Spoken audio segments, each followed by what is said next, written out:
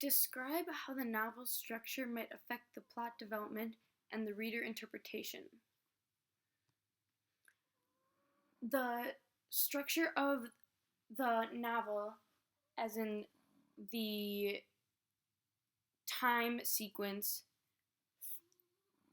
affects the plot because it allows for the reader to understand moments that happen in the past by giving us a flashback to then. There will be moments where something may be referenced to that happened in the past, but we as the reader don't know what that moment is until normally a chapter or two later, when it is actually revealed to us what truly happened, and we get a better look into the lives of the characters and what happens, and we understand them more.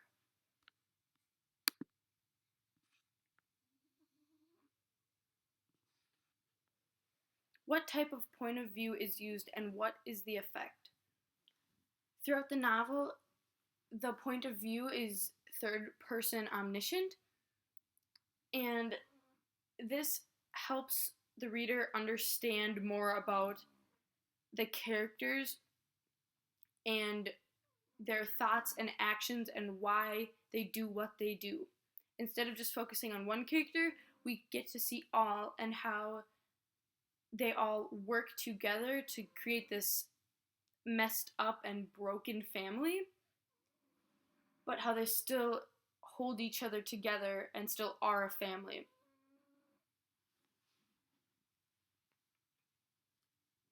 We are able to understand the lives of each of these characters far more through this type of point of view.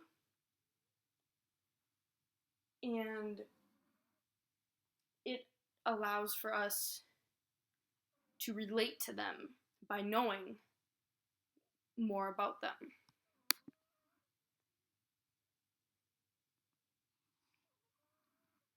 How does the writer make use of specific imagery? Ing uses a lot of visual imagery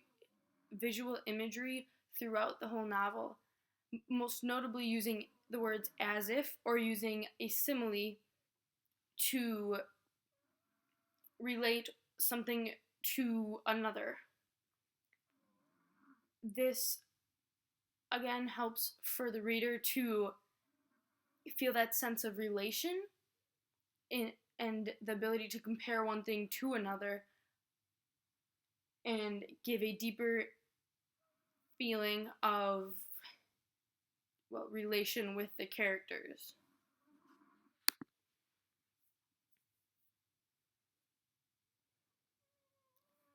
What might be a theme? How is this developed? A theme throughout the novel is the theme of alienation and isolation. All of the characters are alienated or isolated throughout their whole lives. Like with Marilyn, it's when she is growing up and even in college, she wants to be a doctor and she wants to do more than what the stereotypical woman does at that time. No one expects her to be a doctor, and even so, when she's in a room full of men in her courses at college. This also happens with James, based on his skin color, he can never relate to the other boys in his class because they are all white. So they all judge him based on his skin color and never include him in everything else.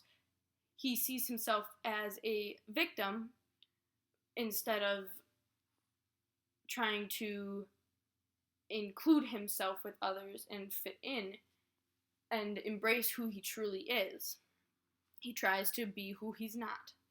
He James also employs that upon his son, Nath, who, again, based on his skin color, has a tough time fitting in with the other boys. They make fun of him and are openly racist towards him in the scene at the pool when saying, "Chink can't find China."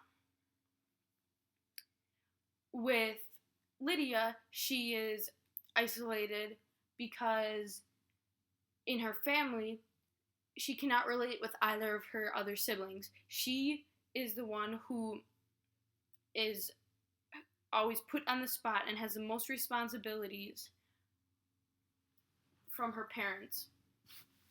They always expect a lot from her, which they don't expect from her siblings. So she cannot relate with them at all, and she feels she's all on her own, especially when Nath gets accepted to Harvard, because while she could not relate with him, she still would talk with him, and as he goes or gets accepted to college, she knows she'll have absolutely no one to relate to, as she ignores her sister Hannah, who is completely isolated from the rest of the family. So much so that she's even thrown in the attic with the rest of the forgotten stuff. Like, her room is in the attic.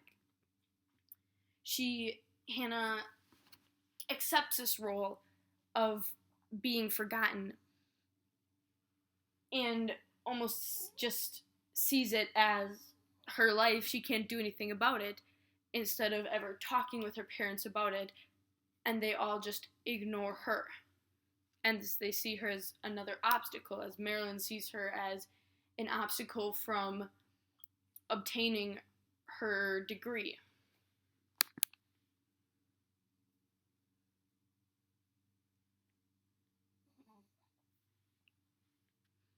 Choose one part of the text that is particularly challenging, exciting, or moving, and explain why it resonates. A part of the text that I find exciting and moving is when James and Marilyn reunite after their big fight, when James comes back to the house and Marilyn comes down from Lydia's room. And this resonates with me because it shows how, despite all odds, you can still recover from something that seems to have been broken. And it shows how, no matter what, there's always hope.